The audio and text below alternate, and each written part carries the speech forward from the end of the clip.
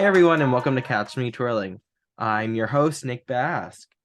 Today, it's another coaches and athletes segment. This athlete has been twirling since she was 2 when she first walked her whole parade. She has won many Miss Major out of Canada's for 5 times and the novice, beginner, and intermediate division. She will also be heading to Liverpool this summer as a member of Team Canada. Here's Alexia Olson. Hello. Hey, thank you for joining. Thank you for having me. No worries. Now, our next guest is celebrating her team's 40th year anniversary of the Nationals. She took over the club as a director in 1999. She also was pregnant with her daughter, Alexia, when she took her team to the World Championships and the International Cup in Italy in 2005, where they won bronze. Here's Jennifer DeLello Olson. Hello. Now, Jen, you've been a coach for a long time. Do you have any favorite memories from when you twirled? Oh,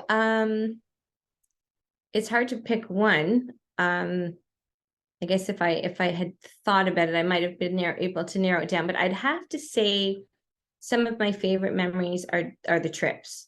And we always have that saying, sort of like you don't really remember the medals or the placements. You remember the people in the places. Yeah. So I would say probably one of my very favorite was 1989, the very first time our club had gone to AYOP. And we won the World Junior Parade Corps Championship, which was just obviously very exciting, and a lot of screaming and crying, and that I think we held on to that for a really long time. That was super exciting. So I'd have to say that's right on top. But I could just go on about all the great trips that we took as a club, and those are probably my favorite memories. Definitely. Now, what motivated you to want to be a coach? Oh, And this can be for you and Alexia, because I know she's teaching the babies. Oh my. The babies, our babies. She's a new coach. It's I'm not sure that anything really motivated me as much as it just kind of naturally happened. Diane. Yeah, Diane Sarah, who started the club when I was a kid, was my mom's best friend. So Alexia is actually a third generation twirler. So my mom did baton, not as serious and as long as Diane did, but they were buddies and they did baton together for some time.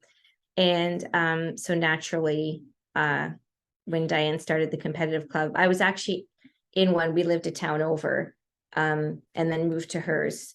And it just became a natural thing, I think, because it was just such an important part of our life, and we had such a great time that as I got older, I remember on a trip to AYOP, actually, Jackie, who was one of our coaches now, she was she was like a juvenile when I was a junior kind of thing, or senior even. And her mom had said at the end of the trip, would you coach Jackie's, maybe like wanting to do a solo next year? Could you coach her solo? And I think I was 18. I was like, really? Like you would trust me to?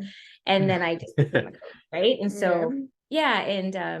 And so it just kind of naturally happened, right? And then I was twirling and coaching, and then eventually when you stop twirling, you just do more coaching. So yes.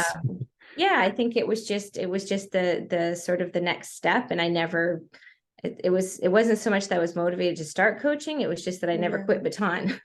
Yeah, I get that too. Like when I first got offered, like I'm just teaching like little kids, but when I got like offered to teach them by, I don't know, like you or whoever else, even though they're very small, it's still like a kind of honor to be like trusted enough to, want to be taught by. So yeah. Yeah, no. Now your coach mother and mother to athlete and all that. How do you guys manage to have the coach to athlete and the mother to daughter balance in practice? That's tough. We don't always get along. Sometimes, like we fight, like so it's very hard to kind of stop baton and like home. Like it's hard to have a balance because if you fight a baton, then you're fighting at home. Like, Well, I don't think we really but we don't fight a lot, actually. But you know what I mean? Like if there's a day maybe we don't get perfectly along, yeah, then maybe we won't get along like at home either, you know, there's Yeah. not like a separation. When she says fight, I think she really means disagree. I mean disagree. And so we tend to just kind of like separate in Yeah, the gym it's a little very bit. So separated. I don't coach Alexia the way that I do other solo students. Yeah. So other solo, you kind of, you have a time and you meet and you get started and they do their warm up and you ask them to do whatever section, and then you know, you might change something in their routine. With her, I mean, this is old, now that she's, you know, a little bit more competitive and older. I'm kind of like there with her. So I, you know, she'll stop and she'll say, can you help me with this, or what's going on here? And then I know I'm allowed to kind of like talk and help her. Because sometimes she just is, you know, she's in her training mode and she doesn't necessarily want, and think that's when I'm mom. Yeah, I go about my own. When I'm kind of mom, like she doesn't really want me saying anything. And yeah, so we just have had to kind of find our balance. Well, it's really balanced, because then also, you know, because we're related, there's also, I guess, less like authority, you'd call it. So like, so if maybe I'm more like inclined to tell her my opinion, right? Like if she says, oh, you know, maybe you should change this or make this easier to make sure you catch it, whatever, I'll be like more inclined to say like no or like refuse. And that's kind of where we like disagree. But I mean, at the end of the day, like we still get along perfectly fine despite maybe some of our disagreements. So yeah, I mean, some of our, I know when Alexia's, you know, all grown and older, and I know we're going to look back on some of our trips, and so sometimes in the gym it's a bit tough. Yeah, but at the end of the day, it's good to, I guess, it's good to have a coach that is so close to home. Well, we spend a lot of time talking because we spend a lot of time talking about it. Yeah, no, so you recently just made Team Canada go to Liverpool. So what event will you be competing in? Because I know you made it for CBTF and CMBTA. So for CBTF, I qualified for 2 baton and 3 baton, and am competing along with my Group 2 Infinity for the group and the A team. And then for CMBTA, I qualified in the X-Strut and the artistic twirl. Well, congratulations. Excited. Thanks. Yeah. Thank you. Now, for both of you, do you guys have any like favorite memories together for baton? I think, well, like as like when I was little, definitely the core memories were like the CMBTA like pageants and all of that, and like winning like my first one was like a really big deal, and that was really exciting for not just me but also her. And then of course like the Twirlmania, that was also some strong core memories there. And then the IC Cup that we went to in 2019, that was kind of the first like big trip we did together, and that was just like me and her, that wasn't our whole family, so that was a new experience to like travel across the world together and spend all that time together in this like small room for quite a while. It was a small room. And just it's all just the traveling, really. Like it's not even like always, you know, being proud of me for winning or whatever. It's usually like all the time we spent together traveling and doing all that. Sometimes it's just a good laugh, like because something funny happened in the car, or like last year when we drove to Chicago, Alexia trained with January with Kim and Amy in Chicago for a week, and I was teaching virtually, so I set up in her son's old bedroom, and Alexia trained with a couple of the girls that were there, because those are also her coaches, and then the baton camps, and we just had a couple problems in the car on the way down, and we still talk about, you know, a couple of those things that happened, me dropping like a chicken sandwich on the floor in a parking lot, and like just silly stuff like that, where it really doesn't even have to do with baton, it's just because you were there for baton. So we have some of those things that come up from time to time, just being together for lots of hours, going lots of places, or like traveling to like really nice like places where then you get to like hang out together at the end. Like we went to Baton Live this year. Was that in Florida? Yeah, Florida. In Orlando. Yeah, so that was run by Jenn, and so that was a really nice competition. And then at the end we had a few days to ourselves, just hang out together and not talk about baton. Just enjoy the together sunshine and do whatever yeah. we felt like. So now that's That was just, the one in Universal, wasn't it? Yes, it was at Universal. Yeah, it was at Universal Yeah, Studios. we'll be back again this year, so you should come on down and join us. Yes. It's Now, always those where you build the yeah, car. you guys were talking about like favorite funny memories. Do you guys have any funny memories, like, or embarrassing memories together? The Gatorade story, that was Oh. it's funny It was- now, but it's at the not time it funny. wasn't that funny. At 2019 Winnipeg. the IC Cup trials, I had we had to travel to Manitoba, so we had all of our stuff and all my costumes in a suitcase, like a little small suitcase, right? So it's easy to fly with. And in the change room, I was changing from like one costume to the other, and I spilled, like, every competition I have Gatorade, and I spilled Gatorade all over my solo costume. No. All over it. So it dumped fell right- into the Carry on. suitcase. Of course, it was an accident, and it got all over my like You light. wear that solo costume? And so I had to wear it that day, and I had like just had a bad run of like 2 times, 3 times, whatever it was, and so we're already kind of like not completely socializing with each other, and then that happens, and it was just like Her mom lost her mind was for bad. half a second. So no, well, what happened was of course she knew it was an accident, but it was when just you nutty. So like when something like that happens, it's just like it was like we had to turn her suitcase Not good. upside down. Like it was Oh it was bad. no. cleaning it, saying I gave it blow a quick drying. rinse. I gave it a quick rinse, and then I was blow drying it and under the hand dryer just so she could Yeah. compete, and I could see it drying in kind of like a tie-dye effect Mhm. of orange Well, on you know what? That purple and pink like costume. looked cool though. Maybe yeah, So I mean, it turned out fine. we but got through. in Yeah. the moment, it was Oh, boy. definitely heated. Sometimes she'll but just say, "Remember that? Remember Now the we laugh Gatorade?" about it. Now we laugh Remember about the it. It's Gatorade? funny now because it's just so silly. Yeah. But Well. at the time, it was not funny. Yeah. Now we're talking about competitions. My favorite question time. What's both of your favorite competition snack? Oh, this is okay. My favorite competition snack. Well, at competition, I don't really like. I Great. kind of get nervous. Like I get nervous. So I don't like naturally want to eat a lot, but usually I have a sliced apple pretty much like every Oh, this is competition. nice apple, yeah. And those arrowroot baby crackers.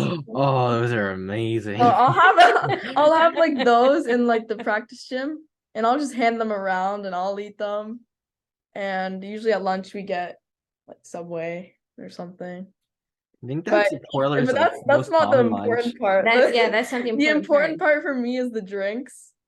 Like the food is completely secondary to me. At competition, like I have water and everything, but me and my friend Jessica at competition, we always have iced tea together. Like so, it's either we'll both bring iced tea for each other, and then we end up with like double the amount. Oh. But we always have iced tea, and then like I said, I always have Gatorade.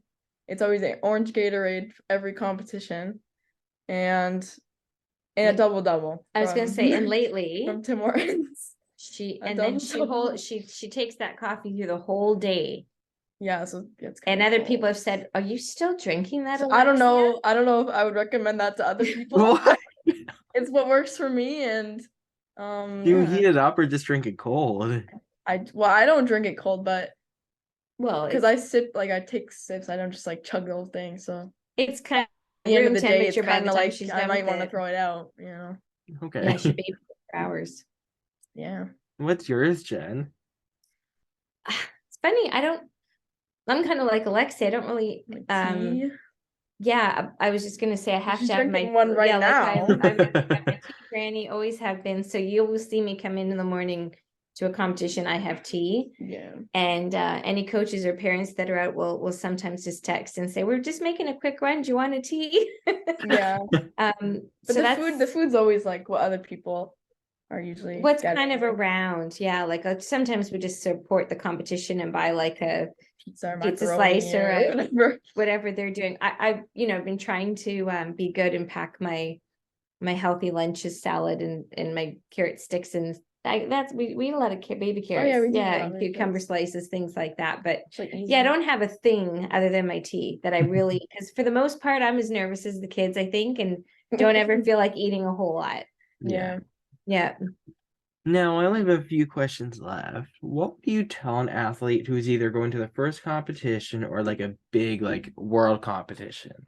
Gosh. Well, I mean, I don't know like how important the advice that I have to give is, because sometimes I don't even like, I'm not even good at listening to myself, but if I was gonna recommend like the best thing, I would just say like don't think about anybody else and just think about yourself. And um like it's just best not to think about as a competition. That's kind of what I've learned lately, and what other people have kind of taught me to learn, is that like it's best to just not think about it as a competition, and that just kind of takes away some of the stress. And to just like try and perform and be your best, because everybody enjoys a nice performance, and just try your best. And yeah. And about going to an international competition, I mean, I guess the same thing just applies. Because if you think about like what if I drop it, what if this happens? Yeah. It's just not gonna happen. I know that. Like I know that myself. It just won't happen. So you just have to just not even think about it. Like don't think about it, just do it, For sure. Yeah. Well, that's Yeah. really good advice. Don't think about it, just do it. It's easier said than done, I guess. I was just gonna say, yeah, just try not to overthink and just have all those things that you can use to de-stress yourself. Whatever works and for you're you, still music still or still, I'm still still learning those. I Yeah. still struggle with it. And I think it changes too, from when you're little to when you're older to It definitely does, yeah. Some of your strategies change too. Because I always start with my newer competitive kids by just look at me, and I usually try and make myself visible to them. Just look at me. That's always what helps do me this though. routine every If week you're on the for competition me. floor, sorry, just like to read. If you're on the competition floor, like it's like if I just like think too much about I'm on the competition floor, like I actually like will find myself getting like jittery hands or maybe drop it. But if I just think like, oh, I'm in a gym, I do this every week, I do this every day, it's like it's not so bad. It's just turning that switch. Yeah, exactly. Actually, one competition, this is a good example. This year from our artistic tour, one of the competitions, I was so nervous that I almost started on the wrong side of the gym. Like I posed on the wrong side. Oh And I had to no. run like last minute. Like that just shows you like how in your head you can get, and you just need to try and chill out. Try and chill. So I tell the newer, like my new solo kids or someone who's new to competition, even with the group, like just, look at us, look at your coaches, look at us, like just smile at me. Or, the whole thing about, I'm sure you were told the same thing, look at the top of your judge's head, or look at the wall behind them. See, you're projecting to them, but you're not staring at their face. Like you tell them all those things. And then, you sort of guide them with your eyeballs when they're, maybe forgetting, and you just smile and it's okay, like just keep going.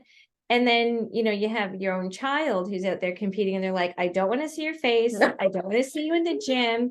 So I'm off behind a curtain or around the corner, pacing the back of the building while she's on the floor. I don't want her to bring me on. I don't want to. So my advice to my newer ones is completely the opposite of what I'm doing as her coach, but that's kind of some humor. Well, there's like actually when you going back to the funny moments at the CMTA qualifiers, actually, there's a photo that one of the other coaches captured, and it's my mom is on her hands and knees under the stands, and she's like poking her head out and watching me. I think I might need that photo. That's so silly. Like another coach from another group posted it. The dedication. I saw it pop not up having me see a day or two later, and I went, oh. Funny. I kept that photo. It's pretty funny, but that's our story really right now. So, and I always say, why do I really need to stare at her? Like I see her, I know her routine. If she, I tell her I know exactly how it goes. So I don't really, I don't really need to watch it at every competition. But I guess at that point I was in the room and I thought I'll just hide behind these bleachers. But yeah, most of this year I've been in the hall or well around out of the area, and it helps her feel better. So that's what we're doing right now. And then I joked about it to my mom, and she said, well, sorry, do you not remember when you were a kid, you made me leave the building and I was watched through like a second story window? And I sort of vaguely remembered that. So I guess it's like my turn. When someone that, I don't know, like it just feels more comfortable if you're not having someone that is gonna be like watching you like a hawk, like Yeah. be watching you, I guess. Like it's fine if she's watching me behind the curtain. I just don't want to like see her. My full vision, I know how you feel, because it's the same with my sister. Makes you feel less like a competition. Now, were you and your sister the same way, or did you both have different rules about who could watch you? She let me watch her, but not watch me. No, I got nervous. Now this is my last question. Who would you guys like to see on the podcast next? Oh gosh. Out of anybody, anywhere, or anywhere? Maybe another mother-daughter duo. Oh, maybe which one? Maybe there's quite a Veronica few. Lee and Tanya. Ooh. Get Tanya and Veronica on here, because I think they would be entertaining as well. Yeah, we got requests for Brenda and Jenn Titterton to come on. So the family, yes. Oh yeah, there's a bunch of them. We all competed in the same competitions as kids. Yeah. Yeah, we were all around that same age, and we spent a lot of competitions in the same gym. Fun one, and they've got a whole twirling family. Oh yes. Now, so Veronica and Tanya, who would you want, Jenn? I don't can be anyone in the world too, like any Europe, US, Canada.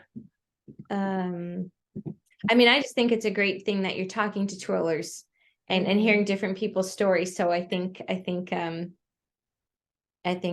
surprises are always nice, but I that's a really tough question. Maybe someone who hasn't twirled for a long time, or someone who can maybe share some stories that some of today's twirlers don't necessarily know, because twirling has changed so much over the years. It's kind of fun. Well, I mean, you could go the opposite that way, and someone who is retired, or a retired twirler, maybe someone like Annetta Lucero. Oh yeah, well, yeah, that would be fun for sure. A lot of people follow her stories, and she's very inspirational. I watched her videos growing up. Well, thank you for coming on Catch Me Twirling. It was a pleasure having both of you on here.